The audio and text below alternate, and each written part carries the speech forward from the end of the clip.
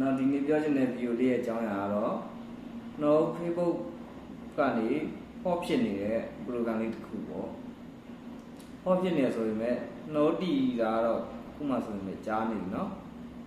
နော်ဗီဒီယိုလောက်တာတော့ခုမှလောက်တာပေါ့ဒီ program လေးဖွင့်ပေးတာတော့ကြားနေပါပြီ content monetization ပေါ့ TMN page ဆိုတာတော့ content monetization အောင်တဲ့ page လို့ပြောတာပါ content monetization ကလိုပေးလဲဆိုရင်အရင်တော့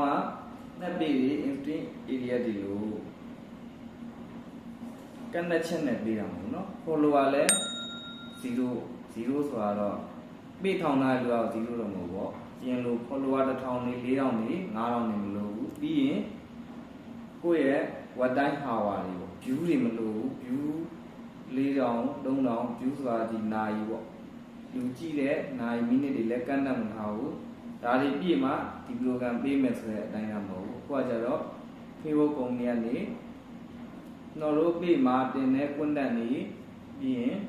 ဓာတ်ပုံတွေ video တွေပေါ့ဒီ content တွေအားလုံးကသူတို့တတ်မှတ်ထားတဲ့ policy နဲ့ကိုက်ညီတယ်ဆိုရင်နော်တို့ content monetization မှာလုပ်ခွင့်ဖိတ်မယ်ပေါ့သူတို့ဖိတ်ခေါ်မှလာကျွန်တော်တို့ကလုပ်ခွင့်ရှိတယ်အရင်တော့လို့ view တွေ follower တွေပြည့်လို့6လတင်ရတဲ့ပုံစံမျိုးလို့မဟုတ်ဘူးเนาะ6လတော့တင်လို့ရတယ်ဒါပေမဲ့လိုအပ်ချက်တွေပြည့်မီမှလားသူတို့ကဖိတ်ခေါ်ပေးမဲ့ program ပေါ့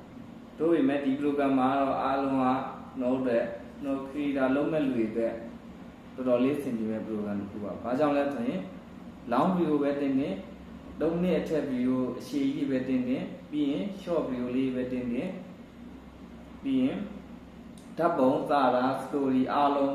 ကြိုက်တဲ့ content ကြိုက်တဲ့အရာတင်လိုက်အကုန်လုံးကိုပတ်စံထည့်ပြီးမဲ့ program ဖြစ်တယ်ဒါကြောင့် content monetization အောင်ကြိုးစားပါ content monetization အောင်လို့ရှိရင်လူချင်းမင်းတို့လစဉ် income money တွေအများကြီးရလိမ့်မယ်ပေါ့ဒါကြောင့် content monetization အောင်ကိုယ့်ရဲ့ content တွေကိုကောင်းကောင်းလေးဖြစ်အောင်ကြိုးစားပြီးတော့ဖန်တီးကြပါ content ဖန်တီးရမှာသူတစ်ပါးရဲ့ content တွေသူများရဲ့ video တွေတချင်းတွေယူတုံးခြင်းရတယ်လည်းရှောင်ကျင်ကြပါ copyright ညှိသွားလို့ရှိရင်ဒီ content monetization ရမှာမဟုတ်ဘူးဒါကြောင့်ကျွန်တော်တို့ online မှာနေပတ်စံရအောင်လုပ်ချင်တဲ့လူတွေပြီးရင် content creator လုပ်ဖို့စိတ်ဝင်စားတဲ့လူတွေအနည်းဆုံးတော့ကိုယ့်ရဲ့ပုံငွေရတာပေါ့ကျွန်တော်တို့ကအခြေခံလူရန်သားတွေဖြစ်တဲ့အတွက်ကိုယ့်ရဲ့ကြိုးစားမှုနဲ့ဝင်ငွေလေးရအောင်ဒီလိုနီလန်းလေးကနေရှာဖွေရမှာဖြစ်တယ်လူများတွေလို့ကြီးမားမားကြီးမရှာနိုင်တောင်မှအနေငယ်လေးရှာနိုင်တဲ့လူတွေဖြစ်အောင်ကျွန်တော်တို့ကကြိုးစားတဲ့နဲ့ဒါကြောင့်ဒီဗီဒီယိုလေးမှာ Facebook ကပေးတဲ့ content monetization အကြောင်းလေးကိုပြောပြခြင်းဖြစ်ပါတယ်နောက်ဗီဒီယိုလေးမှာလည်းဒီလို online ကနေ online money နဲ့ပတ်သက်တဲ့အကြောင်းအရာလေးဆက်လက်တင်ပေးဖို့ကြိုးစားတော့မှာဖြစ်ပါတယ်အားလုံးကျေးဇူးတင်ပါတယ်ဘိုင်